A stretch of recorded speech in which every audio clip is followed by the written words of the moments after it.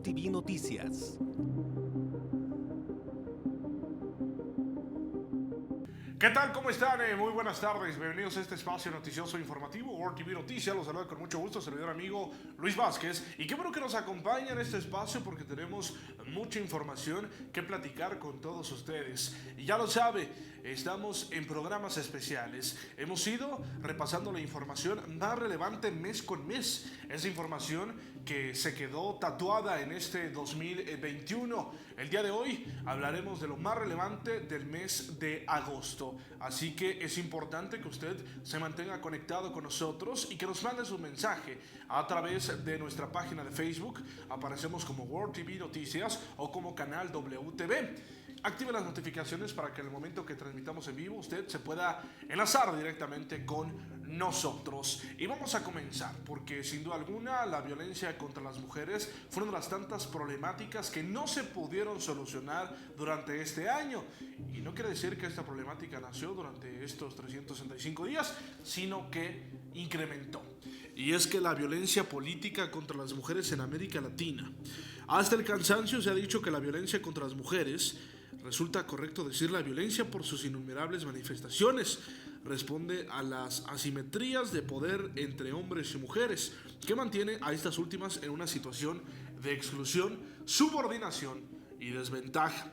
En relación con la violencia que las mujeres sufren en la vida política, su conceptualización y abordaje son novedosos, debido a que comienza a manifestarse hace poco, visto desde una perspectiva histórica, ha sido la participación de las mujeres en los espacios políticos, lo que ha generado ataques y agresiones que buscan obstaculizar, impedir y limitar el ejercicio de sus derechos políticos.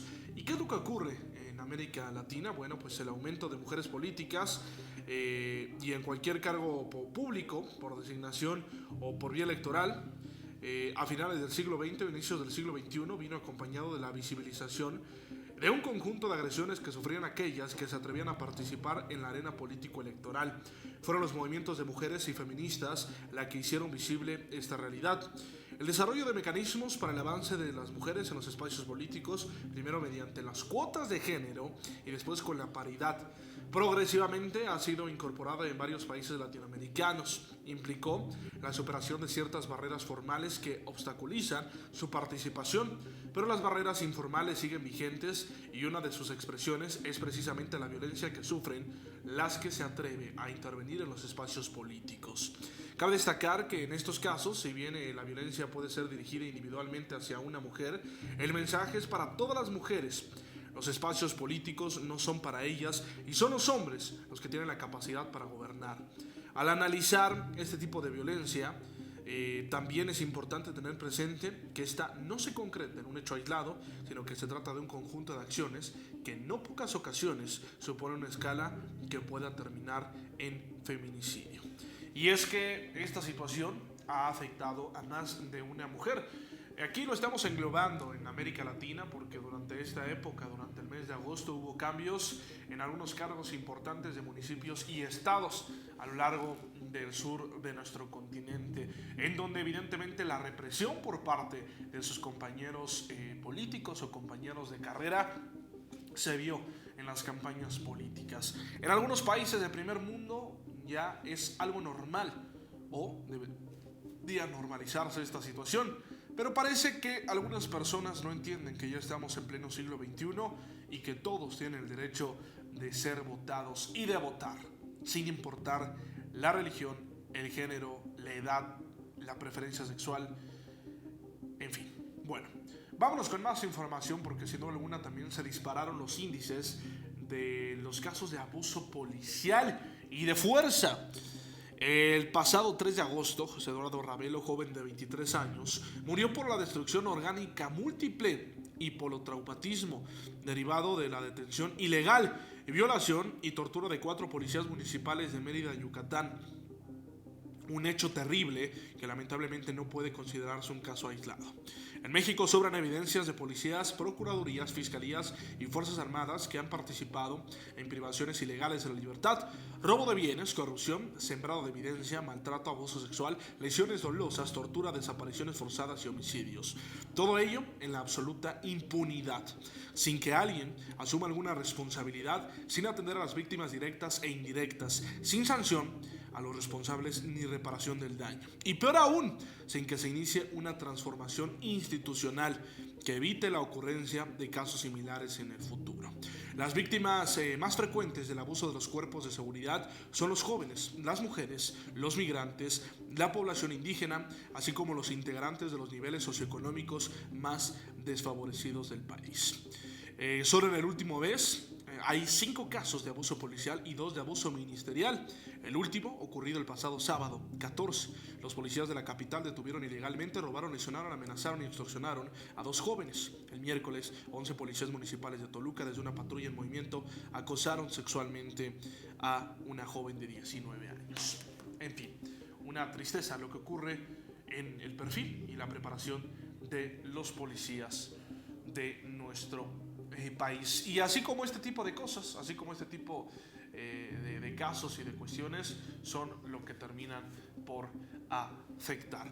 Vámonos a una breve pausa comercial y seguimos con más información aquí en World TV Noticias.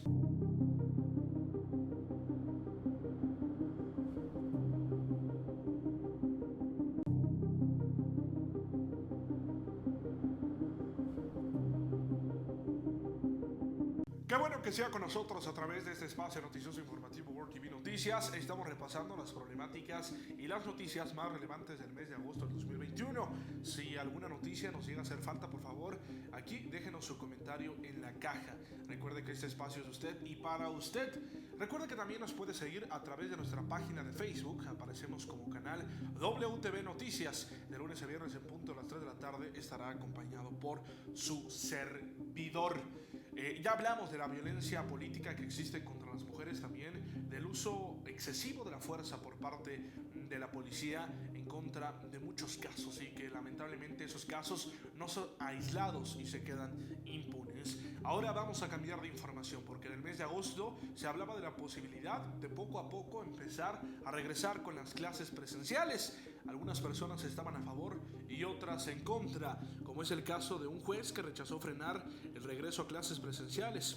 El magistrado consideró que de hacerlo sería perjudicial y que las clases presenciales no son obligatorias. Además, señaló que el gobierno federal ha suscrito acuerdos para garantizar la salud de los estudiantes.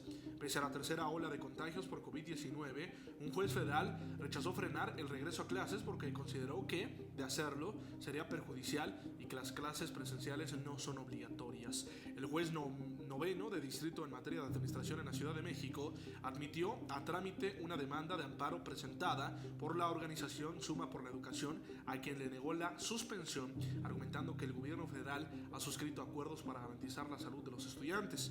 Contrario a lo expresado por la asociación quejosa, si se advierte protocolos de actuación a nivel federal para el citado regreso a clases presenciales.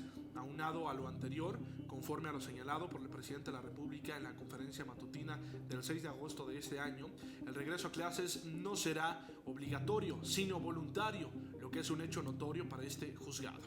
En su demanda, la organización quejosa aclaró que no busca frenar el regreso a clases, sino obligar a la Secretaría de Educación Pública que establezca los protocolos necesarios para evitar contagios de COVID-19. Sin embargo, en sus informes, la SEP indicó que no está facultada para establecer este tipo de medidas, sino que esto le corresponde a la autoridad sanitaria. Además de que al no iniciar aún el ciclo escolar, no es posible implementarlas. Bueno, pues ahí está la situación. Y en torno a esto, en información positiva, el regreso a clases revertirá efectos negativos de la pandemia en alumnos, es lo que afirma un estudio del DIF.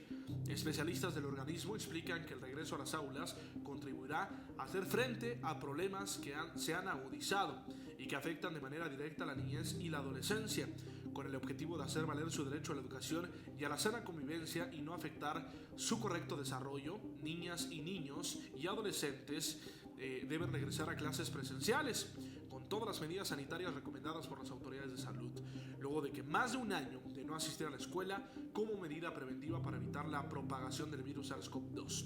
Lo anterior, de acuerdo con especialistas del Sistema Nacional para el Desarrollo Integral de la Familia, quienes explicaron que el regreso a las aulas contribuirá a hacer frente a los problemas que se han agudizado con la contingencia sanitaria y que afectan de manera directa a la niñez y a la adolescencia en el país, como son el sedentarismo, la desnutrición, la obesidad y el sobrepeso, la violencia en los hogares, los embarazos adolescentes, el trabajo infantil, la deserción escolar, el aislamiento, la depresión y la ansiedad, por mencionar algunos. De acuerdo con los expertos del DIF nacional, es urgente que niñas, niños y adolescentes retomen en medida de lo posible su rutina y se integren a clases presenciales para continuar con su aprendizaje, ya que la educación, la alimentación, la salud y el sano esparcimiento son derechos establecidos en la Constitución que permiten garantizar el interés superior a la niñez. Y declararon, como medida de protección ante la pandemia, del Gobierno de México decidió cerrar las escuelas a finales de marzo del 2020 y optar por un modelo de educación a distancia para concluir el año en enero del 2021. Dio inicio el programa Aprende en Casa y después se han realizado esfuerzos para retomar clases presenciales en distintos estados de la República, según lo ha permitido el semáforo epidemiológico de la Secretaría de Salud. Así que bueno, pues ahí está la información. Y es que sí, evidentemente en este mes existía la preocupación por diversos padres de familia en el tema de que sus pequeños podrían asistir a clases presenciales y contagiarse en la misma aula. Pero del otro lado, no todos estuvieron en la misma condición, el estar en casa, el tema de hacer actividades remotas, pues muchos profesores no estaban preparados y dejaban a veces tareas de más, lo que generaba ansiedad en algunos estudiantes. Ante esto, pues el tema del estrés, de que no podían salir, de que no podían convivir con sus compañeros de clase y muchas problemáticas, evidentemente el insomnio, el aumento del apetito o la falta del mismo, pues provocan desórdenes alimenticios, como es el caso de la desnutrición y la obesidad.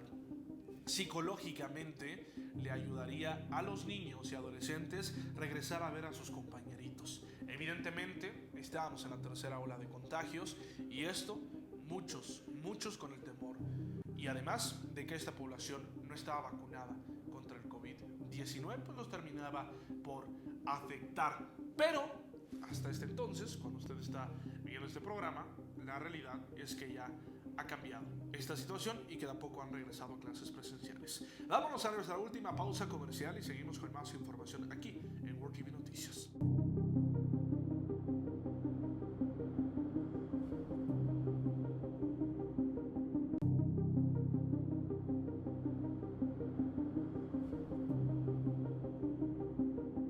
Bueno, seguimos con más información aquí en World TV Noticias. Qué bueno que sea con nosotros, ya lo sabe, en este programa especial de lo mejor o las noticias más destacadas del mes de agosto. Mes con mes estamos analizando lo más relevante. Ya hablamos de la violencia contra las mujeres en la vida política. También, ¿qué fue lo que pasó? Porque el uso de fuerza desmedida por parte de las autoridades han provocado la muerte en más de una ocasión y no son casos aislados. Y también hablamos de la problemática que surgió en este mes del retorno a clases presenciales o no. Algunos estaban a favor, otros en contra, por el miedo a que sus pequeños y adolescentes se contagiaran de COVID-19.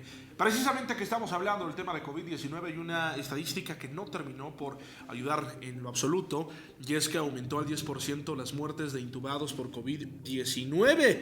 Una declaración bastante interesante fue: no voy a hacerme la prueba, porque si salgo positivo me internan y del hospital uno no sale vivo, de cuando todavía cree o se quiere creer que el virus no existe. Una historia que parece de marzo a abril de 2020, es una historia presente a más de un año del primer caso de COVID-19 reportado en el país. En Valle de Bravo, en el Estado de México, el aumento de contagios durante las últimas semanas se ha visto incrementado como parte de la tercera ola en el territorio nacional. Familias enteras, de aquellas que cohabitan con la suegra, los nietos y hasta una tía en una misma casa, que no suelen usar cubrebocas y que tampoco se han vacunado, comienzan con los síntomas y se reportan con gripa al trabajo, pero se rehúsan a hacerse la prueba, mucho menos a tomar medicamento, mucho menos a encerrarse para no contagiar a los demás. Unos sobreviven con secuelas, otros se curan y otros mueren. Todo esto ya lo sabemos, todo esto no es novedad. Si el presidente no usa cubrebocas, ¿yo por qué? Es lo que dice la gente. Pero lo de asegurar que te matan en el hospital, he ahí donde están tan erradas estas familias. He ahí donde tienen datos y casos cercanos. Bueno, según el Seguro Social, morían cuando la cifra a nivel internacional rondaba en un promedio mucho más bajo, entre el 35 y 24%, es decir, 3.5 a 2.4 pacientes muertos por cada 10 intubados. De los hospitales públicos, el ISSSTE también reportaba una alta letalidad e intubados, mientras que los privados reportaban una mucho menor. El problema no era el virus, sino los hospitales del Seguro Social del ISSSTE. No era el virus, sino los hospitales. Una de las razones por las que México se encuentra entre los primeros países con mayor número de muertes por COVID-19 es precisamente la mortalidad en pacientes intubados. En este mismo diario se llevó que no pasó nada en torno a la mejora de este servicio. Bueno, vamos con más información, porque la Unión Europea reforzó la ayuda a los países vecinos de Afganistán para intentar que el flujo de refugiados se quede en la zona. La Unión Europea celebró la reunión de emergencia del Consejo de Ministros de Asuntos Exteriores para analizar la situación en Afganistán y sus posibles consecuencias para la seguridad del club comunitario. La prioridad de Bruselas en los momentos de reforzar el apoyo a los países de la zona donde se teme que se produzcan una llegada masiva de refugiados tras una lucha para el poder que ha provocado el desplazamiento interno de más de 400,000 personas. Alemania, el país en 2020 concedió asilo a un mayor número de afganos, ya que ha dejado claro que la Unión Europea no puede ser el destino de unos flujos migratorios que, al menos al principio, afectará los países fronterizos en Afganistán. La Unión Europea, sin embargo, no parece dispuesta a asumir el coste de una crisis migratoria que ha sido provocada por la decisión de Estados Unidos de retirarse de la misión de Afganistán. Bueno, y en torno a esto, el presidente de Gran Bretaña, Boris Johnson, propone convocar una reunión del G7 para analizar la situación. Ante las imágenes de caos y pánico que se han podido ver en Kabul, Street anunció la intención del primer ministro Boris Johnson de presidir una reunión virtual de líderes del G7 en los próximos días para abordar la crisis de Afganistán. Reino Unido tiene la presidencia semestral del Club de Grandes Potencias y el dirigente conservador comunicó su decisión al presidente francés Emmanuel Macron. En una conversación telefónica que mantuvieron con Johnson, reiteró la necesidad de adoptar una posición común respecto al reconocimiento de cualquier futuro gobierno en Kabul y para prevenir una crisis humanitaria de refugiados. Porque soy un soldado, porque es triste. Occidente ha hecho lo que ha hecho. Respondió a la pregunta de por qué se lo tomaban tan personal. Wallace explotó de tristeza y de la rabia que ha ido soltando públicamente en medida que la milicia fundamentalista aceleraba su ofensiva hasta tomar Kabul el fin de semana. Bueno, pues ahí está la información en donde el mes de agosto pues se vio muy atropellado por esta situación cuando Estados Unidos decidió retirar a sus fuerzas armadas de Afganistán y así terminar con una guerra de más de 20 años. Evidentemente no solamente se retiraron las fuerzas armadas, sino muchas personas que querían salir del país a como diera lugar. Lamentablemente se filtraron diferentes imágenes a través de redes sociales en donde la gente, por su desesperación, por su miedo de permanecer en su país de origen, se subía a las alas de los aviones y evidentemente al despegar pues se caían los cuerpos o las personas todavía con vida y evidentemente se las quitaban. Bueno, una tristeza recordar, pero también nos da un panorama que este 2021 pudimos superar muchas adversidades y entre ellas el COVID-19. Con esto nos despedimos de este programa especial del mes de agosto. Yo soy Luis Vázquez y nos vemos en otra edición aquí en World TV Noticias.